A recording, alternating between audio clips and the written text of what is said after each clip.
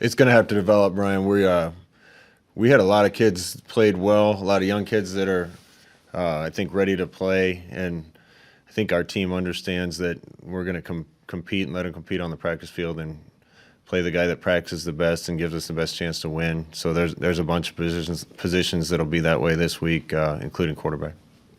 How do you think Luke responded going in there in the fourth quarter, and how have you seen Adrian respond since then, going back to practice today?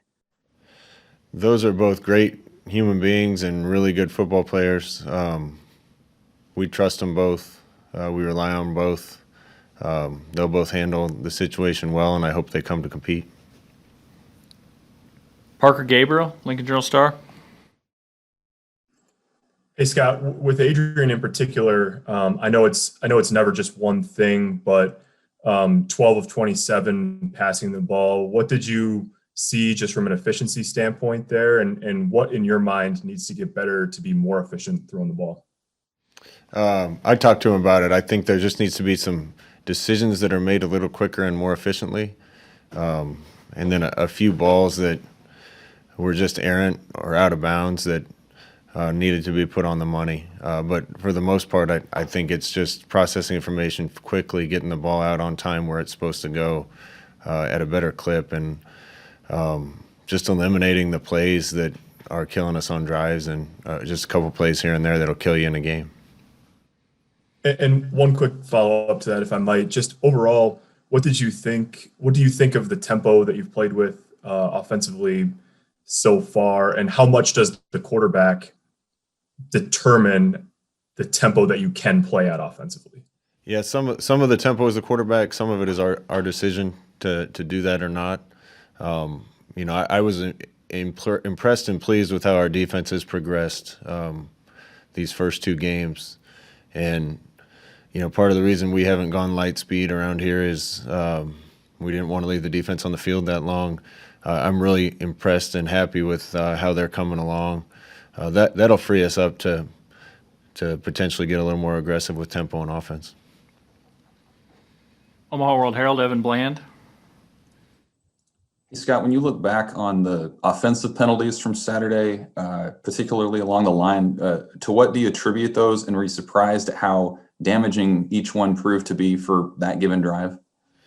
Yeah, I've said this a bunch, but our margin of error isn't big enough right now to overcome those things. That was the emphasis all week in our message to the guys, what we emphasized in practice, and we still had too many. There's been too many drives where we start 1st and 15 because we jump off sides. They were shifting up front. That cost us a couple. Our guys got jumpy and moved when they yelled shift and moved. But that's a focus thing, and that's a discipline thing, and you just, as an entire football program, we got to get that fixed. Jake Bartecki, KRNU. Scott, looking ahead to this week with Penn State, how much do you know about how Penn State plays football, and how well do you know James Franklin as a coach and as a person? I know him really well as a person. My first job was at Kansas State in 2006. He was the offensive coordinator. I was the defensive GA.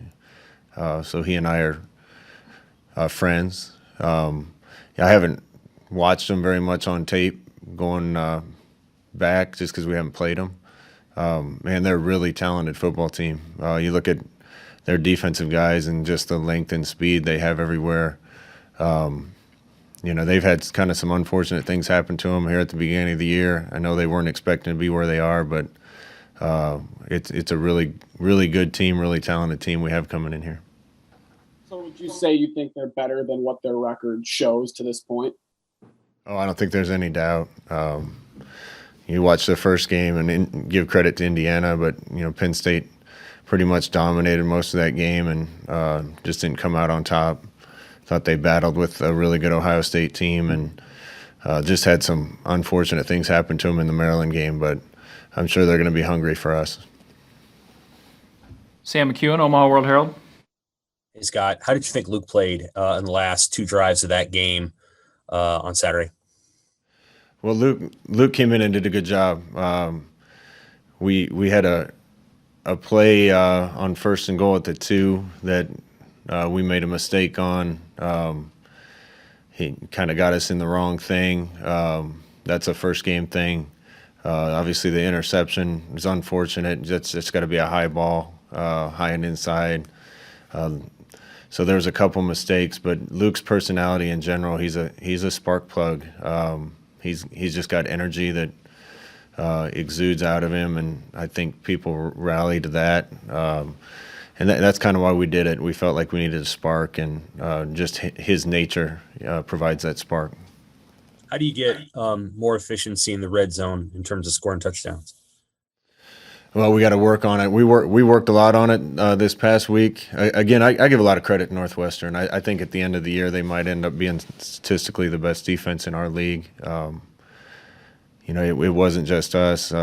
Maryland scored 7 on them, I think, and has been lighting up the scoreboard since. And Iowa didn't score a lot of points and scored a lot the next week. So there's no doubt it was a really good defense, and a lot of the credit goes to them. Man, there was about 6 or 7 plays where just one thing went wrong, one missed assignment, one missed block, and we would have punched those in. But those are things we have to fix as a coaching staff. Lincoln Journal-Star, Steve Sipple.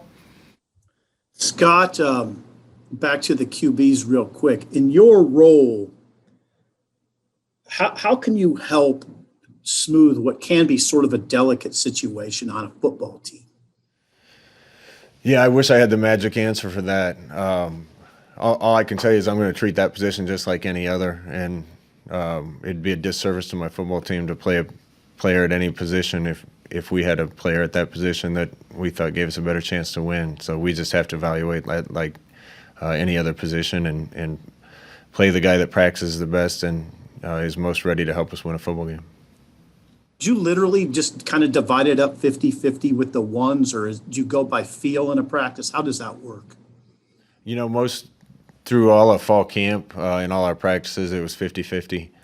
When you're getting ready for a game, we give more to the number one quarterback than the 2, and we got to determine what we're going to do there. Thank you. Husker Online, Sean Callahan.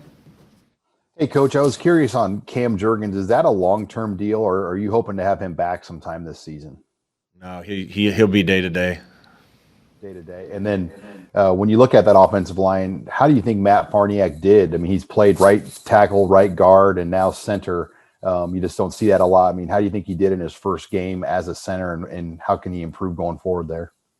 Yeah, I thought Matt played one of his best games as a Husker. I think Matt was our best offensive lineman in that game. It's a credit to him that he's able to do all those things. He's a team captain for a reason, and I'm sure he'll be ready to play whatever role we ask him this week. Adam Kruger, KM3. Coach, how did your freshman wideouts grade out, particularly Xavier Betts and Marcus Fleming, and what does Omar Manning need to do to get more reps on Saturdays? I thought those guys played well. There's a couple mistakes here and there, but, just looking at the film, honestly, there's no doubt with those guys on the field that they help us stretch the field more. We just got to keep bringing those guys along, and for all of them, it's a matter of getting practices under their belt. I mentioned this, but they've all, for different reasons, missed part of our preparation up to this point.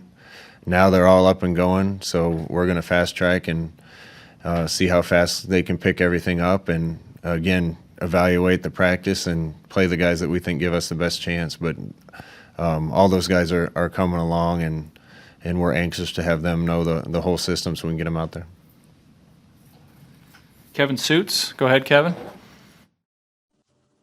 Coach, talking to the players, you can get a sense that they have a sense of urgency right now, and their confidence is being tested. What is your message to the team right now?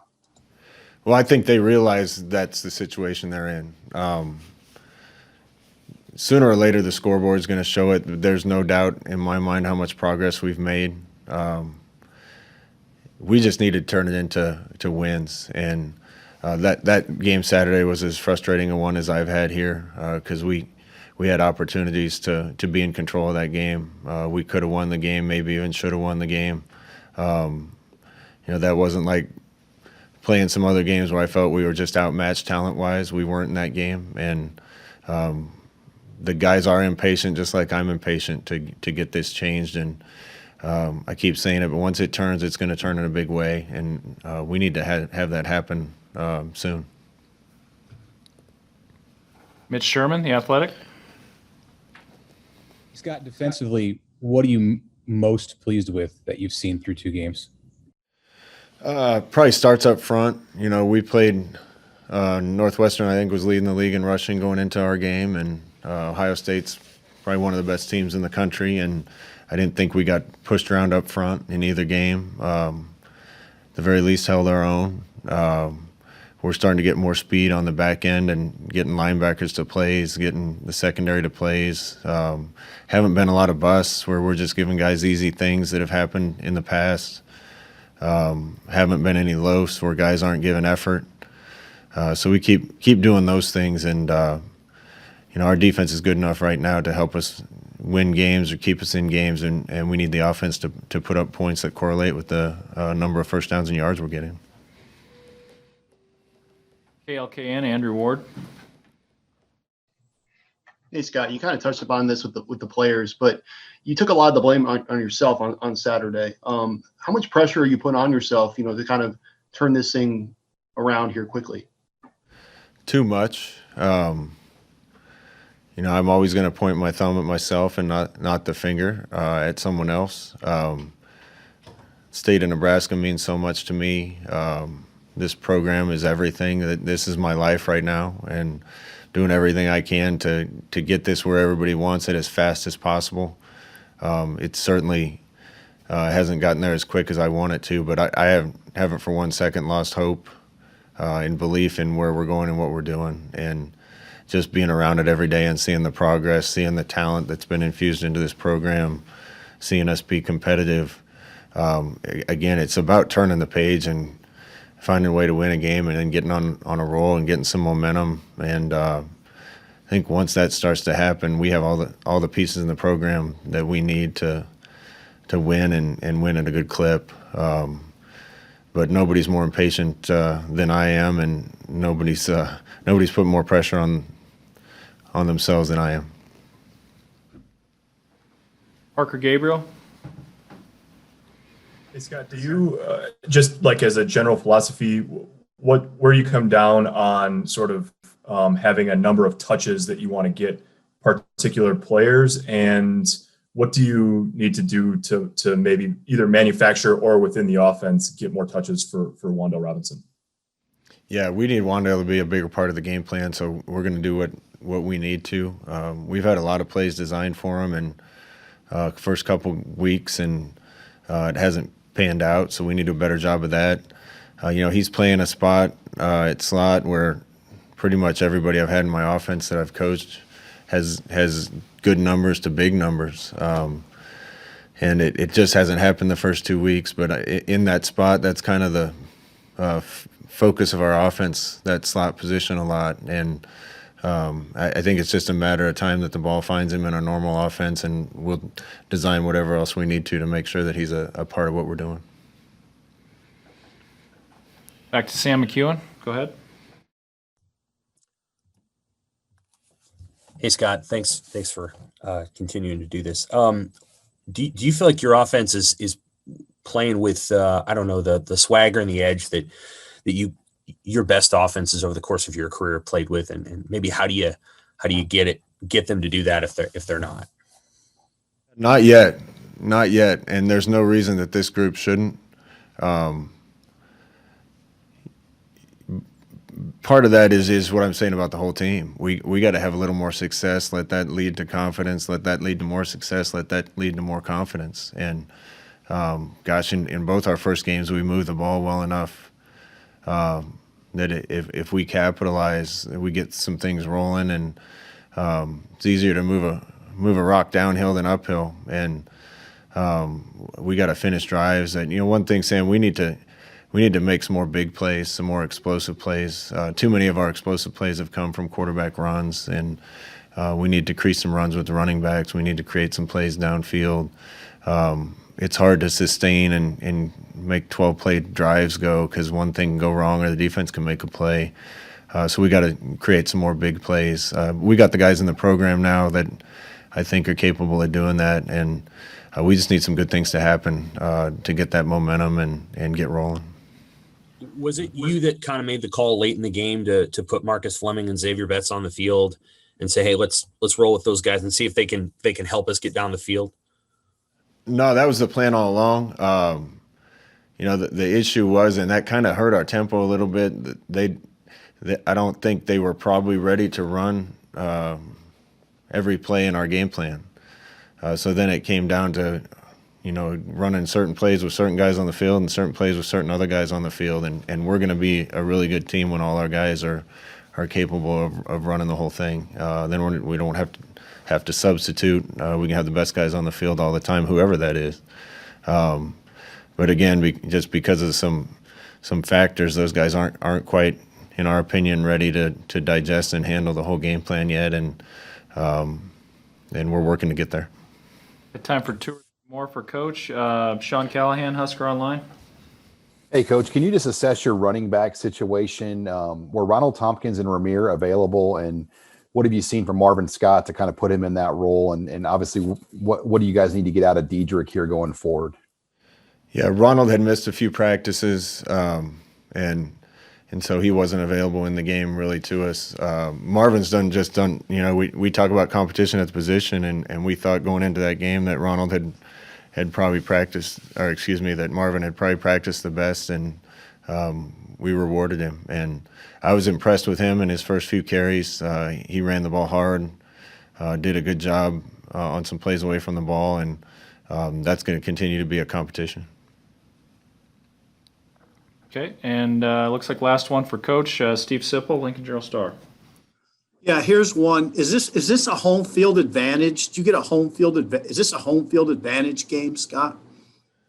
Yeah, but probably not like normal. Gosh, it'd be nice to have our fans in there and creating a bigger advantage for us. It's always easier to play where you're familiar and not travel and do all those things, but certainly not the same as having Husker faithful in there and a sea of red and giving us enthusiasm and noise. So not a normal home field advantage in my opinion, but just crazy that we're well into November and going to play our first home game. So we're just anxious to be in Memorial Stadium.